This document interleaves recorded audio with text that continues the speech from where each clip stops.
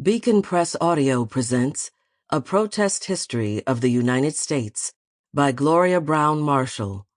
This book is narrated by Karen Chilton, published by Beacon Press Audio, 2025.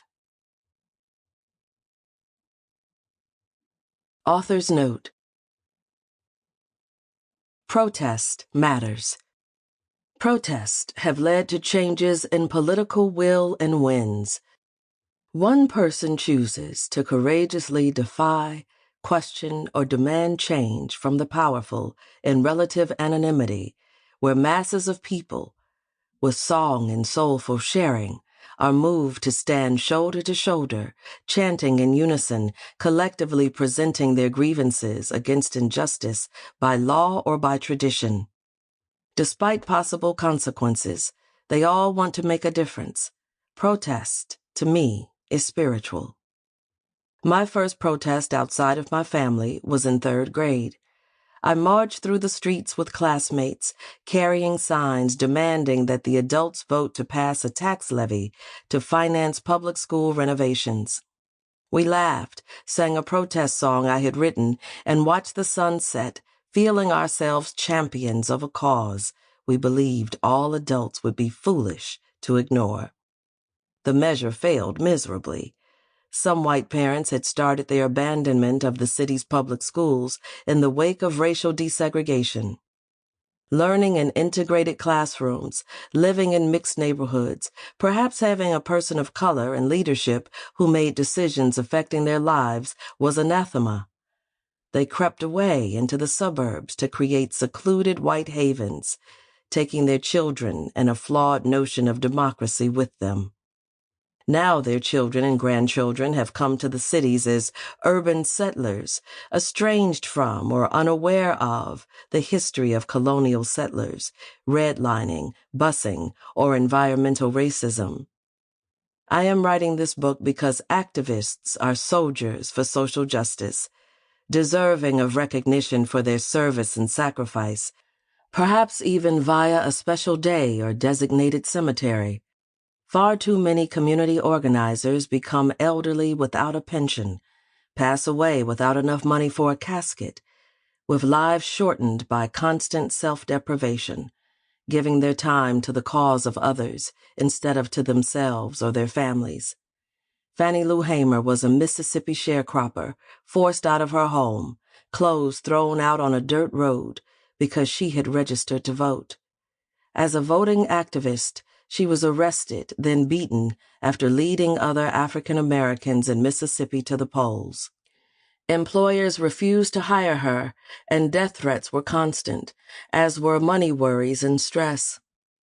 I am writing this book for her and others. A Protest History of the United States is an interdisciplinary telling of the obstacles, protests, and protesters that braids together law, memoir, events, and interviews into an account of centuries of history. This book is for you, the reader, who may remember particular protesters or participated in activism yourself in one form or another. As you read this book, I urge you to think about generations of your family and the kinds of protest and resistance they engaged in without realizing it. Our achievements speak to their tenacity. This book is important to me because I, like each generation of my family, have been Davids facing the Goliaths of oppression, racism, sexism, and classism. We have done so with tenacity, intelligence, faith, and a well-aimed rock. Protest is an investment.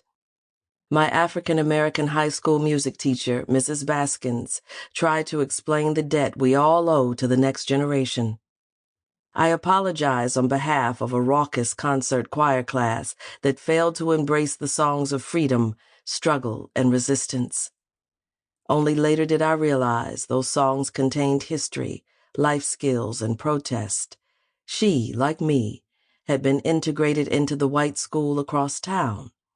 Only as a working adult did I understand the racial and gender challenges she must have faced and how she used Black excellence as protest. My teachers gave me the gift of self-expression.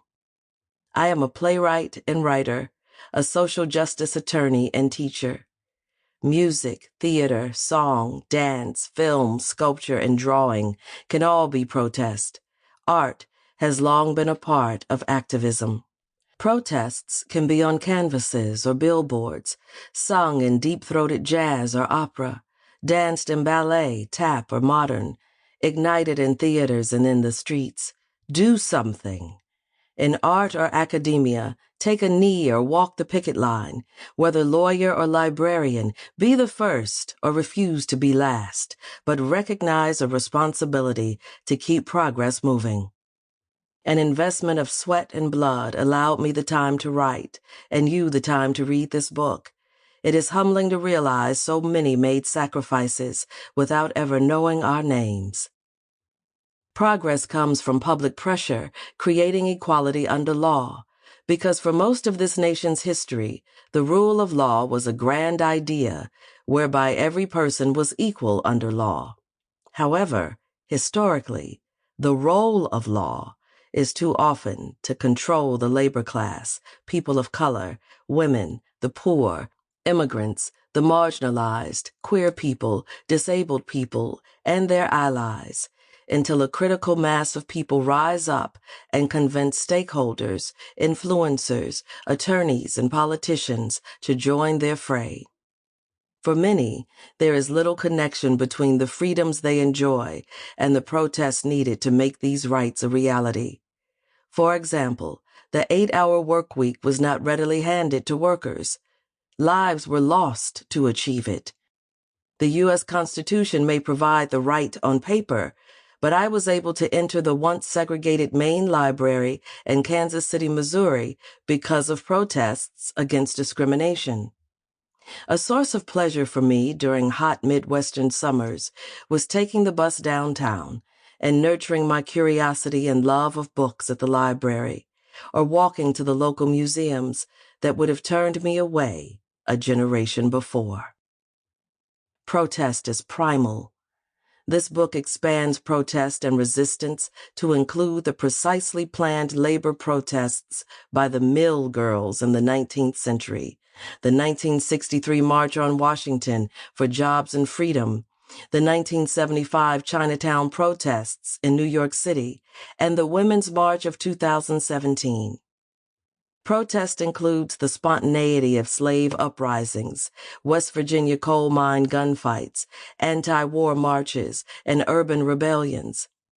Protest can be the act of doing one small thing: refusing to move, standing up or staying seated, speaking up or remaining silent with one's fist in the air, signing a petition, waging a sit-in or a boycott. Protest can mean resistance or surviving horrendous wrongs.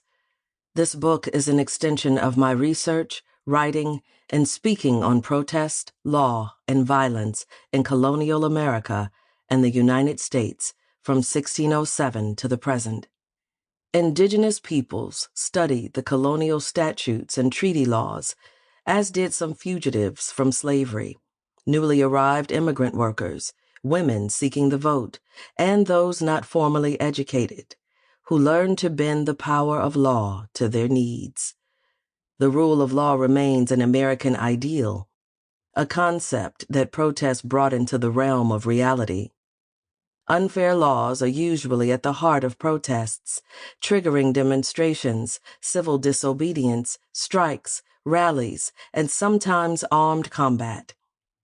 Wealthy people have learned how to command the necessary laws and politicians to protect their positions and business interests. But the unified power of the people is a force strong enough to battle tycoons, slaveholders, industrialists, magnates, billionaires, and the 1%ers. And this book shows the laws and social conditions confronting the common person before they gather with others and channel rage, frustration, and desperation into strategy and action. Your silence will not protect you. Audre Lorde's words sing with a burning truth. silent good people allow bad things to happen as they try to wait out the controversy. Sample complete. Ready to continue?